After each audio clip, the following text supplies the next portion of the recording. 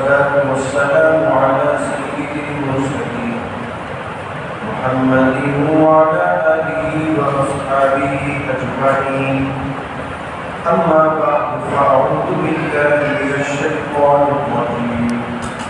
بسم الله الرحمن الرحيم.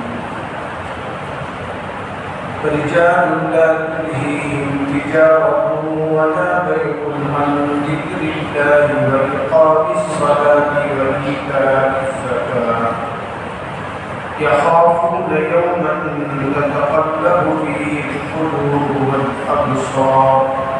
صدق الله العظيم. بزرگان محترم اور میرے عزیز دوستو،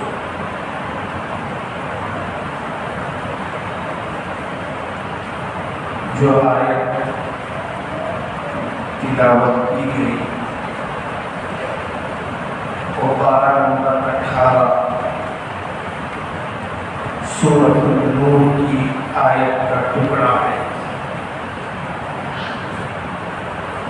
اس آیت میں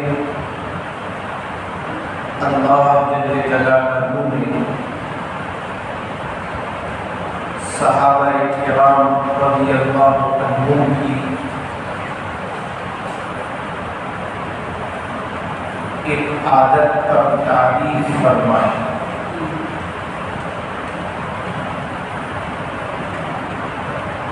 ظاہر بات ہے بندہ اسی وقت تعریف کا مستحق ہوتا ہے جب وہ کام، وہ عادت اللہ کو پسند آ جائے۔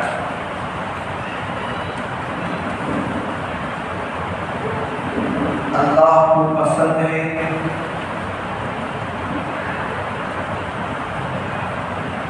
کہ وقت پر لوگ نمازوں کا اہتمام کریں۔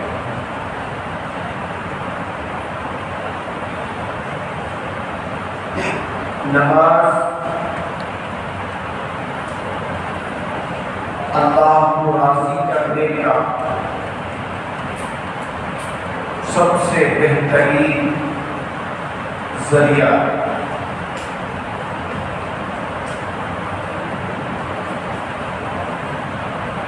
فرمایا جہاں نمازوں کا اہتمام ہوتا ہے وہاں اللہ کی خاص رحمتیں اور برکتیں نازل ہوتی ہیں۔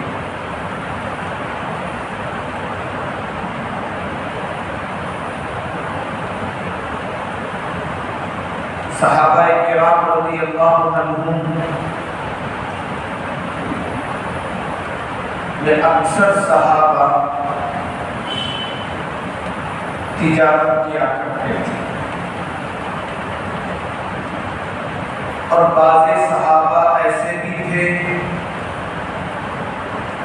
جو محنت اور مشقت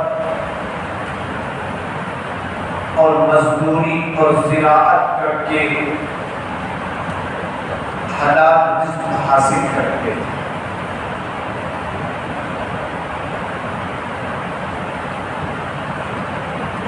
لیکن رزق کے حصول میں انہوں نے کبھی نماز کو نہیں چھوڑا۔ چھوڑنا تو دور کی بات ہے،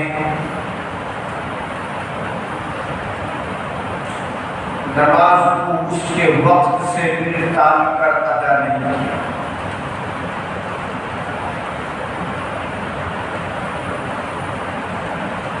یہ آیت جو نازل ہوئی دو صحابہ کرام رضی اللہ عنہم کے شان میں نازل ہوئی۔ تفسیر قرطبی کے حوالے سے یہ روایت علماء نے نقل کیا ہے کہ حضور صلی اللہ علیہ وسلم کے زمانے میں 2 صحابی تھے. ان میں سے ایک صحابی تجارت کیا کرتے تھے. ان کی تجارت کیا تھی؟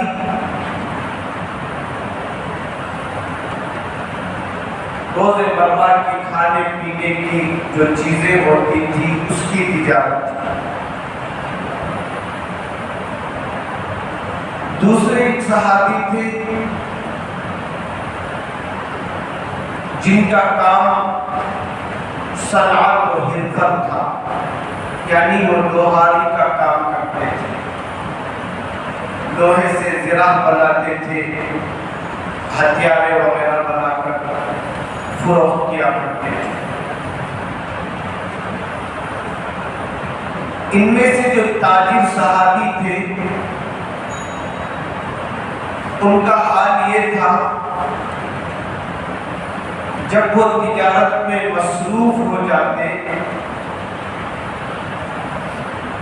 اچانک اذان کی آواز کان میں پڑتی تو تجارت کو بند کر دیتے تھے، لوگوں سے معاملات کو چھوڑ دیتے تھے، دکان سے نکلتے اور سیدھے مسجد آ کر نماز ادا کرنے لگتے. دوسرے جو صحابی تھے جو صنعت و حرفت سے رزق حاصل کرتے تھے، وہ لوہا گرم کر کے ہتھیار وغیرہ بناتے تھے. جیسا کہ ہم بھی دیکھتے ہیں لوہے کو انگار کی طرح گرم کیا جاتا ہے تو وہ نرم ہو جاتا ہے، پھر اسے لوہا جس سانچے میں ڈھالنا چاہتا ہے، جس ڈیزائن کو میں تبدیل کرنا چاہتا ہے تبدیل کر دیتا ہے. اب وہ صحابی کی عادت تھی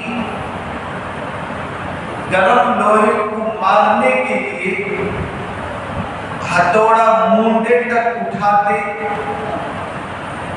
اس درمیان اذان کی آواز سنائی دیتی تو وہ ہتھوڑا بجائے اس گرم لوہے پر مارنے کے اس ہتھیار اس ہتھوڑے کو مونڈے کے پیچھے چھوڑ دیتے تھے.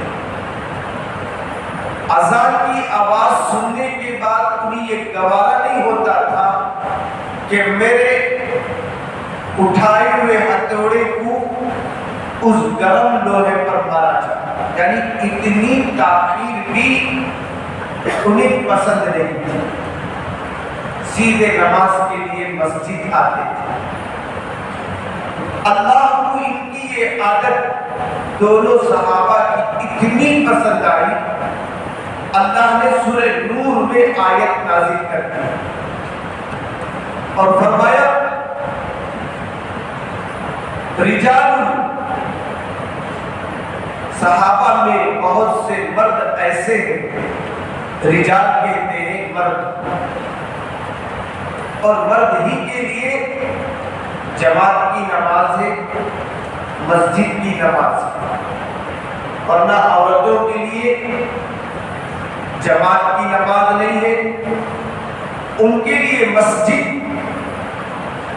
گھر کا بہتر حصہ ہے. اب صحابہ کے بارے میں اللہ نے فرمایا رجال، یہ وہ صحابہ ہے لا تلہیہم تجارت، ان کی تجارت انہیں غفلت میں نہیں ڈالتی تھی، ولا بیع، اور نہ خرید و فروخت. جیسے ہی اذان ہوتی ان کی سارے توجہات اور خیالات نماز کی طرف منتقل ہو جاتے، دنیا کی کسی طرف ان کے توجہ نہیں دیتے تھے. آج ہمارے نمازوں کا حال کیا ہے؟ ہم بظاہر نماز میں کھڑے ہوتے ہیں لیکن ہمارا دماغ دنیا کے چاروں طرف گھومتے تھا۔ صحابہ کی شان میں اللہ فرماتا ہے انہیں تجارت بھی غافل نہیں کرتی تھی نماز کے چھوڑنے سے۔ تو معلوم یہ ہوا سب سے بہترین نفع، سب سے بہترین تجارت وہ ہے جس سے بندہ اللہ کی یاد سے غفلت میں نہ پڑے۔ اور فرمایا صحابہ کرام رضی اللہ عنہم نمازوں کی برکت سے گناہوں سے محفوظ رہتے ہیں۔ ان کی نمازیں ایسی شاندار اور جاندار ہوا کرتی تھی، برائی کرنا تو دور کی بات، برے خیالات بھی ان کے پاس نہیں بھٹکتے تھے، کیونکہ ان کے اندر نماز میں وہ کشش تھی، ان کو برائیوں سے نماز روکتے تھے۔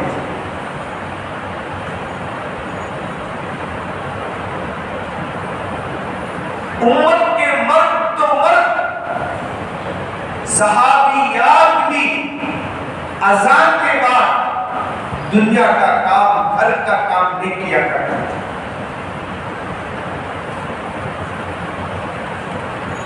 اس نماز کی برکت سے ان عورتوں کے دل میں اللہ کی محبت اور اللہ کا خوف ہمیشہ رہتا تھا۔ رات کی تاریکیوں میں بھی وہ اللہ سے ڈرتے تھے۔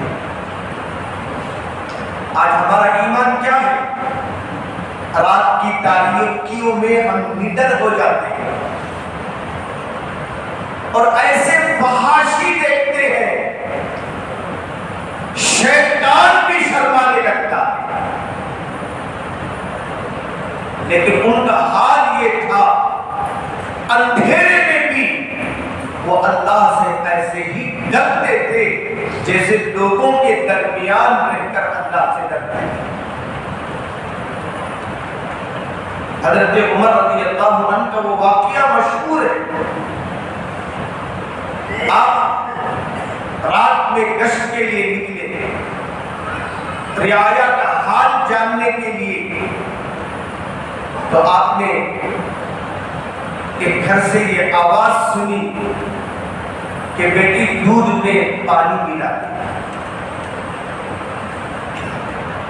اگر وہ پانی ملا دیتی ماں کے کہنے پر، سوائے خدا کے کوئی نہیں جانتا تھا، کچھ پیسے اسے مل جاتے، لیکن بیٹی نے کہا امی، امیر المؤمنین کا حکم یہ ہے دودھ میں پانی نہ ملایا جائے، خالص دودھ فروخت کیا جائے، ملاوٹ نہ۔ بیٹی نے کہا، ماں نے کہا بیٹی اس وقت امیر المؤمنین کہاں دیکھتے ہیں؟ تو بیٹی نے کہا امی جان، امیر المؤمنین نہیں، ان کا خدا کو دیکھ رہا۔ اللہ اکبر! یہ سوچ و گمان آج شاید ہی کسی سچے پکے مومن کے دل و دماغ میں گزرتا۔ حضرت عمر رضی اللہ عنہ ان باتوں کو، ان آواز کو سننے کے بعد گھر کا پتہ نوٹ کر لیا۔ صبح جب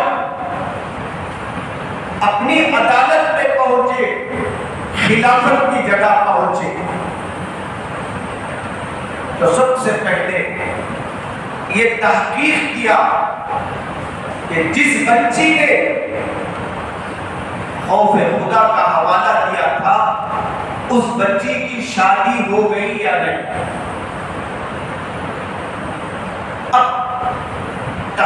کرنے پر معلوم ہوا کہ نہ اس بچی کی شادی ہوئی نہ ہی کہیں منگنی ہوئی ہے۔ اس لیے کہ شریعت میں کیا، شادی ہو جائے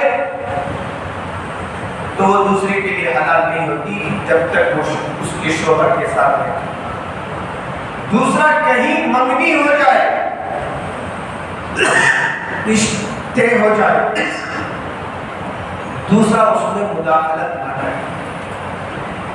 ایک کے ساتھ جب بات پکی ہو گئی ہے، دوسرا جا کر اس رشتے میں بگاڑ نہ کرے۔ حضرت عمر نے دو باتوں کی تحقیق کی، رشتہ ہو گیا یا نہیں، منگنی ہو گئی یا نہیں۔ اب قاسم نے آ کر دونوں باتیں کہتی کہ دونوں نہیں۔ اب حضرت عمر رضی اللہ عنہ نے سوچا کہ ایسے خوف خدا رکھنے والی بچی کی ہمیں ضرورت ہے۔ آپ نے فوراً اپنے بیٹے عبداللہ ابن عمر رضی اللہ عنہ کے سلسلے میں نکاح کا پیغام ان کے گھر کو بھیجا۔ نہ آپ نے خوبصورتی کو دیکھا، نہ اس گھر کے نقشے کو دیکھا، بس اس کی دینداری کو دیکھا اور اپنے بیٹے کا نکاح کا پیغام ان کے پاس بھیج دیا۔ جب نکاح ہو گیا تو انہی کے اولاد میں عمر ابن عبدالعزیز رحمۃ اللہ علیہ، جن کو عمر ثانی بھی کہا جاتا ہے، زمانے کا دوسرا عمر بھی کہا جاتا ہے، اس طرح انہوں نے عدل و انصاف کے ساتھ دنیا میں حکومت کی، وہ پیدا ہوا۔ یہ کیا تھا؟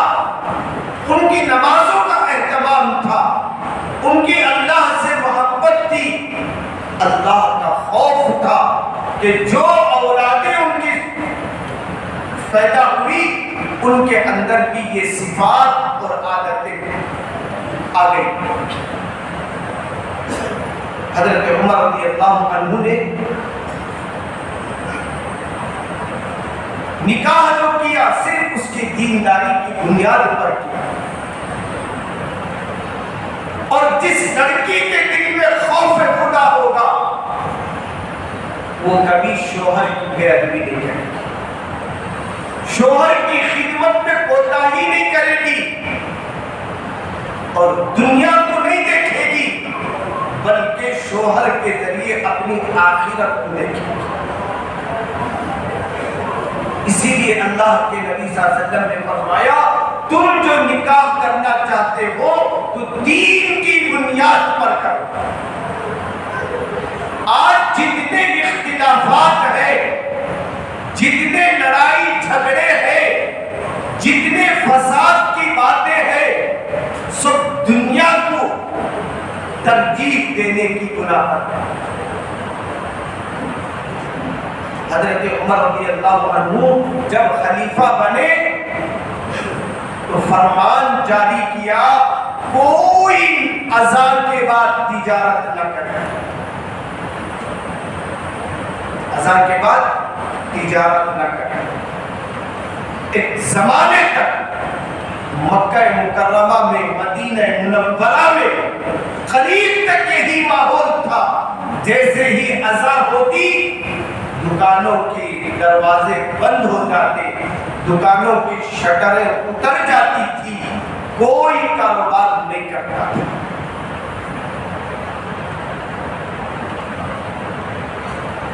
امت کی عورتوں میں بھی وہ مزاج بنا ہوا تھا، اذان کے بعد وہ گھر کے کاموں کو چھوڑ کر نماز ادا کرنے کی طرف لگ جاتی تھی۔ آئے ہوئے مہمان بھی اسی مزاج کے ہوتے تھے، وہ بھی کہتے تھے پہلے نماز پڑھنے۔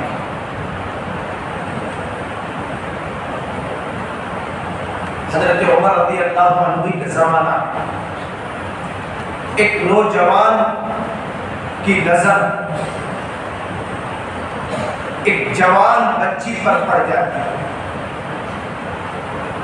جو شکل کے اعتبار سے بہت خوبصورت ہے۔ اب اس نوجوان نے اس لڑکی کا پیچھا کیا تو لڑکی سمجھ گئی یہ کچھ برے خیالات اپنے میں رکھا، تو اس نے پوچھا کیوں میرے قریب آ رہے ہیں؟ اس نے کہا کہ میں آپ سے نکاح کرنا چاہتا ہوں۔ تو وہ لڑکی جانتی تھی، اس نے کہا کہ دیکھو تم 40 دن حضرت عمر رضی اللہ عنہ کے پیچھے تکبیر اولیٰ کے ساتھ نماز کا اہتمام کرنا، اس کے بعد نکاح کا پیغام دینا۔ اب وہ لڑکا اس لڑکی سے شادی کرنے کی غرض سے حضرت عمر کے پیچھے تکبیر اولیٰ کے ساتھ نماز کا اہتمام کرنے لگا۔ چند دنوں کے اندر اس کی نماز سے برائیوں سے نفرت پیدا کرنے لگے، نیکیوں کی محبت بڑھانے لگے۔ 40 دن کے بعد اس عورت نے پوچھا بھیجا کہ اب تک تم نے نکاح کا پیغام نہیں دیا؟ تو اس نوجوان نے کہا کہ اب میرا کوئی ارادہ نہیں۔ ان کی نمازوں کے اندر یہ تاثیر تھی، یہ جان تھا، یہ قوت تھی کہ انہیں برائیوں سے روک دے۔ اللہ کے نبی صلی اللہ علیہ وسلم نے فرمایا جب میری امت نمازوں کو ضائع کرنے لگے گی بہت سے خیر اور برکات سے محروم ہو جائے گی، بہت سے خیر اور برکات سے محروم ہو جائے گی۔ اور فرمایا میری امت جب نماز ادا کرتی ہے تو اللہ خاص رحمتوں کو، برکتوں کو زمین میں اتارتا ہے۔ اسی لیے مسجد میں جب داخل ہوتے ہیں تو دعا پڑھی جاتی ہے اللہم افتح لی ابواب رحمتی، اے اللہ تو میرے لیے اپنی رحمت کے دروازے کھول دے۔ رحمت کے دروازے مسجد میں کھلتے ہیں مردوں کے۔ اللہ کے نبی صلی اللہ علیہ وسلم جب سفر سے کہیں واپس آتے سب سے پہلے مسجد میں آتے، 2 رکعت نماز ادا کرتے اور اللہ سے خیر مانگتے۔ ایک زمانہ تھا ہمارے تاجر لوگ جب تجارت کر کے آتے تھے تو مسجد میں 2 رکعت نماز پڑھ کے گھر کو جاتے تھے۔ کیا تھا؟ مسجد سے تعلق تھا، نماز سے تعلق تھا۔ اللہ ان کی زندگیوں میں وہ سکون اور برکتیں عطا کر رہا تھا۔ اور اللہ نے قرآن میں فرمایا اضاعوا الصلاۃ، امت پر ایک دور ایسا آئے گا نمازوں کو ضائع کرنے لگے، واتبعوا الشہوات، خواہشوں کے پیچھے پڑ جائے گا۔ آج جتنے ہماری بے سکونیاں ہے، بے قراریاں ہے، یہ سب نمازوں کو چھوڑنے اور خواہشات میں مبتلا ہو جانے کا نتیجہ ہے۔ اسی لیے اللہ کے پیارے نبی صلی اللہ علیہ وسلم نے فرمایا کہ تم نماز کو غنیمت جانو۔ نماز اللہ کو راضی کرنے کا اور روزی میں برکت کا بہترین عبادت ہے۔ اگر کسی عبادت سے تمہاری روزی بڑھ سکتی ہے، تمہاری عزت میں اضافہ ہو سکتا ہے، اللہ کے نبی صلی اللہ علیہ وسلم نے سے نماز ہی بتائی۔ تو ہمیں چاہیے زندگی میں نماز کا اہتمام کرنا، بالخصوص نوجوان لوگوں لوگوں کو نمازوں کا اہتمام کرنا ہے، چونکہ ان کی زندگی کے بہت سے مقصدیں ہوتی ہیں، ان مقصدوں میں کامیابی کے لیے نماز ضروری ہے۔ نماز کے بغیر زندگی کے کوئی مقصد کو پایا نہیں جا سکتا۔ نماز اللہ کا بڑا تحفہ ہے، اسے اللہ کے نبی نے حفاظت کرنے کا حکم دیا۔